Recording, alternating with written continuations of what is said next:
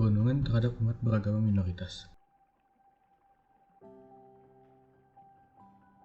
Kasus diskriminasi atau perundungan terhadap kelompok agama minoritas sampai saat ini masih terus terjadi. Sebelumnya, apakah kalian tahu apa arti dari kata diskriminasi sendiri? Mengapa perundungan terhadap kelompok minoritas dapat terjadi? Dan apa dampak dari perundungan yang terjadi? Serta solusi terbaik untuk mengurangi perundungan tersebut. Diskriminasi adalah sikap yang membeda-bedakan secara sengaja terhadap kelompok-kelompok yang berhubungan dengan kepentingan tertentu. Salah satu diskriminasi yang sering kita dengar saat ini adalah diskriminasi kelompok beragama minoritas. Menurut data dari Kementerian Agama, tindakan perundungan terhadap kelompok beragama minoritas masih sering terjadi. Hal ini diukur dengan Indeks Kerukunan Umat Beragama atau KUB yang dibuat oleh Kementerian Agama setiap tahunnya. Dari data indeks yang didapat, dapat terlihat bahwa setiap tahun skor indeks KUB sempat mengalami penurunan dengan jumlah skornya. Pada tahun 2015, skor indeks didapat sebesar 75,35, mengalami peningkatan pada tahun 2016 dengan skor 75,47. Namun, mengalami penurunan pada tahun 2017 dan 2018 dengan skor 72,27 dan 70,9. Dan pada tahun 2019, skor indeks mengalami kenaikan kembali dengan skor 73,83. Pada tahun 2016 sampai 2018, skor indeks KUB dapat mengalami penurunan yang disebabkan terjadinya kasus penistaan agama.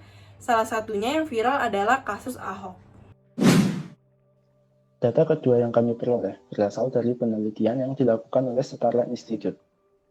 Sepanjang tahun 2016, Setara melakukan penelitian tentang pelanggaran kebebasan beragama dalam diskriminasi umat beragama minoritas dan memperoleh hasil sebanyak 208 peristiwa dengan 270 bentuk tindakan yang tersebar di 24 provinsi.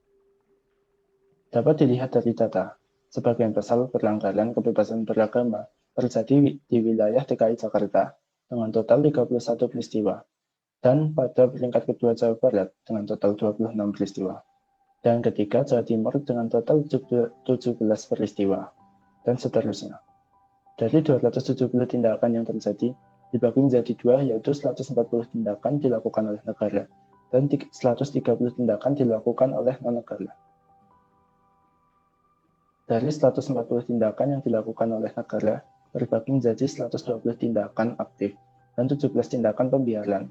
Dari 123 tindakan aktif tersebut, didapat 5 peringkat teratas aktor negara yang melakukan pelanggaran kebebasan beragama, yaitu kepolisian dengan 37 tindakan, pemerintah kabupaten atau kota dengan 35 tindakan, institusi pendidikan negeri dengan 11 tindakan, dan Kementerian Agama sebanyak 9 tindakan, serta kejaksaan dengan total 8 tindakan. Dari 130 tindakan yang dilakukan oleh aktor non-negara, diambil 5 peringkat teratas juga seperti aktor negara, yaitu dengan total 42 tindakan dilakukan oleh kelompok warga. Aliansi Ormas Islam yang melakukan 30 tindakan pelanggaran disusul dengan MUI dan FPI yang masing-masing melakukan tindakan pelanggaran sebesar 17 dan 16 tindakan, serta perusahaan yang melakukan 4 tindakan pelanggaran kebebasan beragama. Mengapa perundungan terhadap kelompok umat beragama minoritas sering terjadi? Penyebabnya adalah adanya perbedaan pemahaman dalam nilai-nilai seperti kewajiban yang diwajibkan agamanya, ideal-ideal tentang kepastian hak-hak umat beragama, paham mengenai ajaran dan pandangan, dan berbagai penalaran yang berbeda sehingga terjadilah pertentangan antara umat beragama. Faktor-faktor timbulnya konflik yang terjadi antara umat beragama, yaitu adanya perbedaan suku dan ras agama, doktrin, kebudayaan dan perbedaan mayoritas dan minoritas. Selain itu, adanya perbedaan-perbedaan kebiasaan yang dilakukan juga sehingga memecah belah rasa kebersamaan karena masyarakat kurang mampu melihat persamaan yang ada dan kurang menghargai perbedaan dalam setiap lingkungan masyarakat. Hal tersebut terjadi karena tidak adanya sikap toleransi yang tumbuh dalam diri masing-masing, sehingga masing-masing menganggap kelompok lain yang salah dan kelompoknya lah yang paling benar.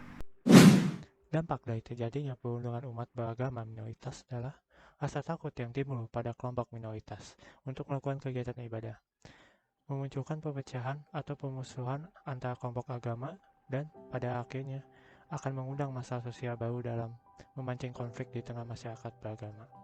Solusinya yaitu sikap toleransi dan kesadaran akan kayanya kebudayaan dan agama yang ada di Indonesia. Seharusnya ditumbuhkan baik bagi anak-anak maupun orang dewasa.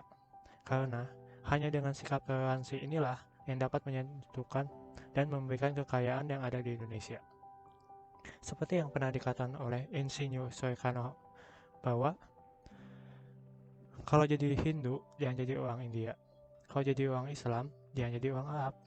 Kalau Kristen, jangan jadi orang Yahudi. Tetaplah jadi orang Nusantara dengan adat budaya Nusantara yang kaya raya ini. Maka dari itu, ayo kita mulai untuk menumbuhkan sikap toleransi kita terhadap kebudayaan agama yang ada.